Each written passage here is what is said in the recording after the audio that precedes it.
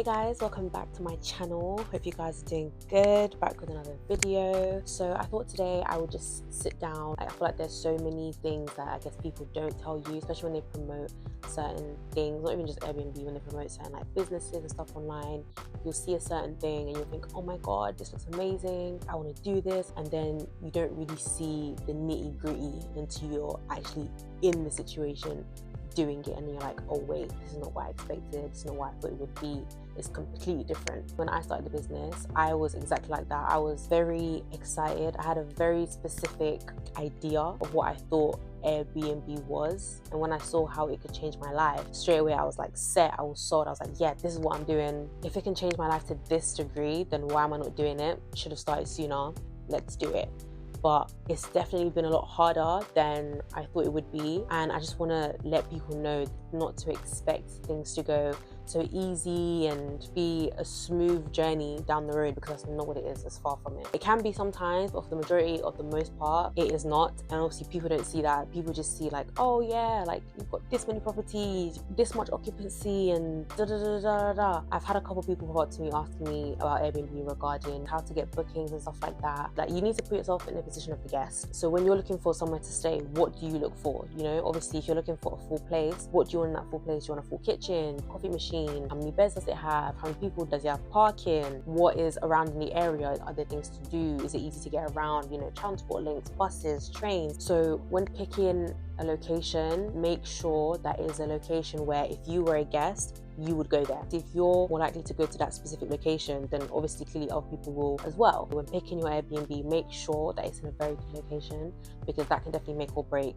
Not to sound dramatic, but it can make or break. If your Airbnb is far from like the city centre and it's difficult to get around, there's nothing around, and the nearest thing is like what, 30-40 minutes, an hour away, guests are less likely going to book. Obviously you furnish the Airbnb really nice, you get very good pictures, make sure pictures are up to standard and like quality, so when guests see them, they're attracted to it. In most cases, guests will book anyway, but I would recommend having better pictures from the get-go, just because we had a situation where we started off with pictures that weren't the best, but then we got them updated. We saw a great increase in our booking. So always make sure that your pictures are of a very good quality, because that is the first thing the guest sees. If they see a rubbish picture, they ain't booking that.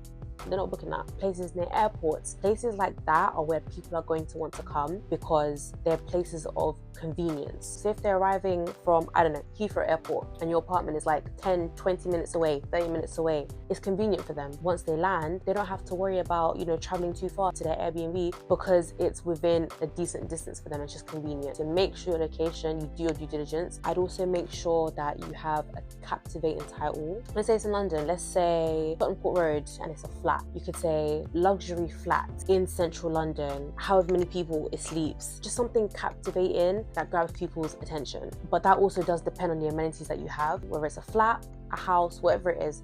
Let's say it has a hot tub. Obviously you're going to want to put that in the title, because if people see hot tub, they're more likely to click, more likely to book. Depending on your amenities, if you have one main standout amenity, definitely put that in the title, because when guests see that, that will definitely cause them to be more inclined to book, and then that just increases your chances of getting bookings and filling up your calendar and having more successful month. But if you're out here just putting, oh, 2-bedroom apartment,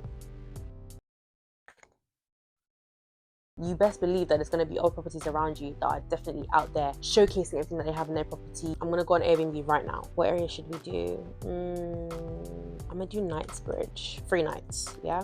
Let's see. First thing that pops up. Hold on. Not ours being there. Crazy. Wow.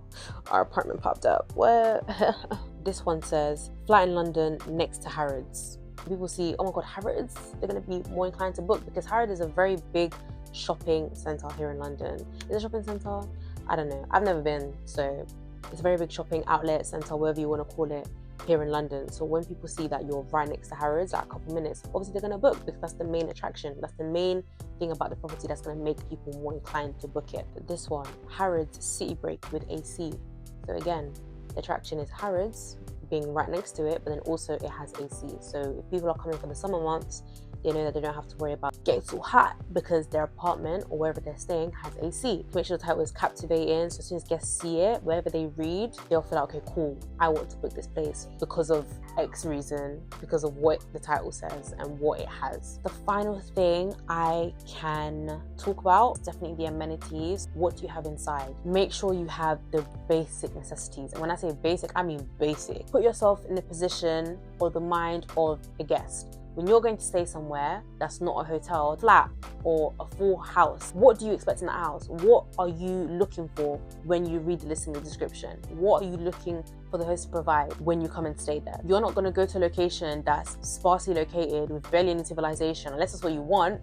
People are not going to book property that doesn't have basic necessities. It will be quite pricey to get these things, but then once you get them, it will be worth it. You will get that money back. If it means that they'll leave you a good review for other people to see, do it. It doesn't take a lot to buy a kettle. Look at what other Airbnbs in your area have in their properties. Look at what amenities they're offering, and then offer the same things plus more if you can. I think those are the main things I wanted to mention in regards to, I guess, how to make a property stand out. So now I'm going to move on to, I guess, the side that people don't see, the sides that we don't post, the sides that we deal with and obviously don't showcase people. I want to be realistic. The whole point of my channel is to vlog my life. It's like a video diary for myself, just because I want to be able to look back one day and just see how far I've come. I really wanted to be transparent with my property journey. Obviously that comes with the responsibility of not just posting the good stuff and the successes and the wins, but I also want to be realistic with sides that are just a little bit harder to deal with, that new time starters may not be aware of. The main topic for this video was literally just slow seasons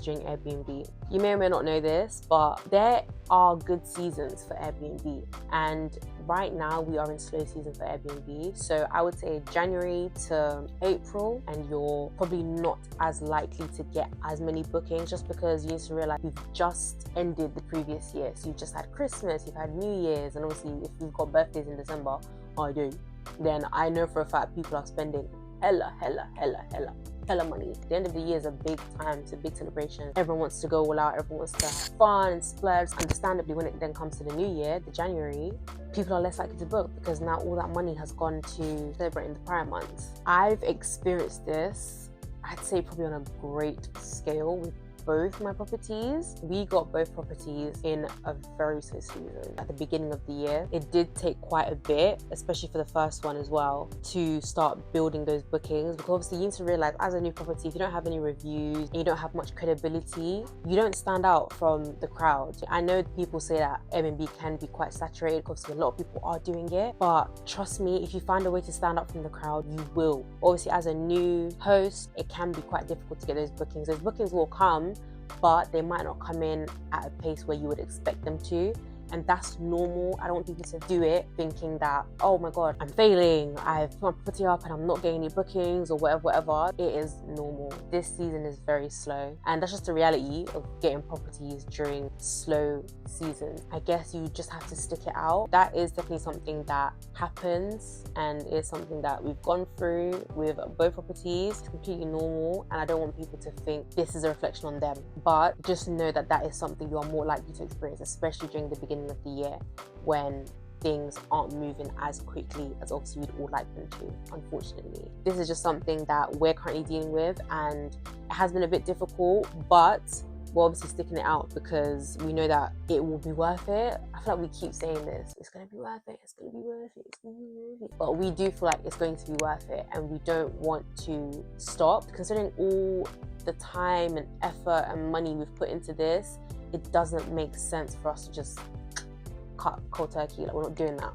That means everything I've done up until this point has been a waste. Crazy. I'm not doing that. It's gonna have to be stuck out whether I like it or not. Literally, that's the mindset I'm on. It is what it is. Yes, I might be posting these wins and good things about my business, but just know that there are moments where times are tough. What can we do? We just gotta stick it out and just see how things go. We've had a couple of people stay already for both properties. So it's not as if like, oh my god, there's nothing. There is something, but it's just slower than usual because of the season that we are in. Going from like not a lot, or like barely anything, to all of a sudden being booked out for like 2-3 months at a time was like, whoa, okay, cool, this is going to work. Don't let the hard times stop you from reaching your good time. It's tough, it'll be worth it. If you are a new host, Airbnb does offer a new listing promotion. This is a 20% off promotion, which basically gives the first 3 people that book your property 20% off, just increasing your visibility, increasing the chances that people are likely to book your property, especially if you have all the criteria that I said at the beginning. Put that promotion on, because people will see it once they search for properties within that area, and then they'll see, okay, cool, this host is offering a discount, let me see what it's about. And again, if you have the good pictures and the good title, they're going to be more likely to click onto your property. Set prices based on the properties around the area. I like to compare a lot to the properties within the area that we're in, especially properties that are exactly like ours. For example, 1 bedroom, I'll look at other 1 bedrooms in the area, how much they're charging for pretty much the similar amenities that we have, and then base it on that. Definitely compare prices with other Airbnbs in the area, just to give you a rough idea of how much you should be pricing your property. We do use a smart pricing tool, which I do recommend to use, just because it will automatically price the days for you. So you set a minimum price, a base price, and a max price. And then the tool will automatically generate prices for you based on what you've put in. So then if you go in your calendar, you will see that there's different prices for different nights. For example, winter months or slower months like now will be a lot cheaper than summer months. Weekends will be more expensive than weekdays. So I definitely recommend using a good pricing tool. We use Price Labs. It just makes your life easier, you don't have to keep changing it. With Airbnb, you're able to put monthly and weekly promotions. That's what we currently do. If a guest books for a month, they'll get a discount. If they were to book a week, they'd also get a percentage off compared to if they were to book less than that. That will also lead to longer bookings, which also means that you don't have to worry too much about cleaning fees and stuff like that, because the longer a guest stays, the less hassle you have of having to book clean, the changeovers and stuff like that. Just makes your life easier. If you do want longer term bookings, it will help. Obviously, there's not guarantee. There's no guarantee. Please don't come for me. At least this is what I'm saying from my own experience and what I've gone through and what I'm currently going through. So take it with a pinch of salt. Because again, at your own discretion. Not everyone goes through the same stuff. Don't be afraid to give discounts, especially once you're starting out. Don't be so rigid on like prices. Don't set prices too high just because you feel like you can. No, like your prices need to make sense. If you're charging £300-400 a night and then other properties are charging £200, 180, 170 a night, 190, what are you doing? What are you doing? You need to be practical with your pricings. Be practical, be smart. I always set my minimum price to a number that would still allow me to break even or get close to it. Because worst comes to worst, you don't make enough to, let's say, cover rent and bills for that month. At least you have a small portion there already. So if you do need to contribute for that period of time, you are able to without having to worry, oh, I don't have enough money. Another thing I'll say is that make sure you are active with your listings. Update the title every once in a while, rearrange the pictures every once in a while, just because if the property is just sitting there, Airbnb doesn't push it as much out there into the algorithm. I hope that helped. Just wanted to come and be transparent, just because this is the current situation that we're dealing with right now. Don't be afraid of the slow season, just be aware of it, because it is something you're going to deal with. Before we came into property, we didn't know about this. We weren't aware. As long as your property has everything that I've mentioned, you are doing everything right. So don't let that discourage you, because trust me, I've been in this situation. I was in this situation. Sometimes I am in that situation. There's nothing I can do because I can't go out and force people to book. It's not easy. It can feel rewarding, but that does also come with the lows and the unfortunate sides of stuff as well. But it's completely normal. So don't let that discourage you from starting if you do want to start. But I just want to be able to inform people of all the sides of the coin, just so they know what they're getting themselves into, the good, the bad, you know, the slow, the fast. But I really hope this did help. I hope you guys enjoyed this video. Thanks so much for watching. Don't forget to like, subscribe, comment if you want to. You don't have to, but you can if you want to. But yeah, thanks for watching, and I'll see you guys in the next video. Bye.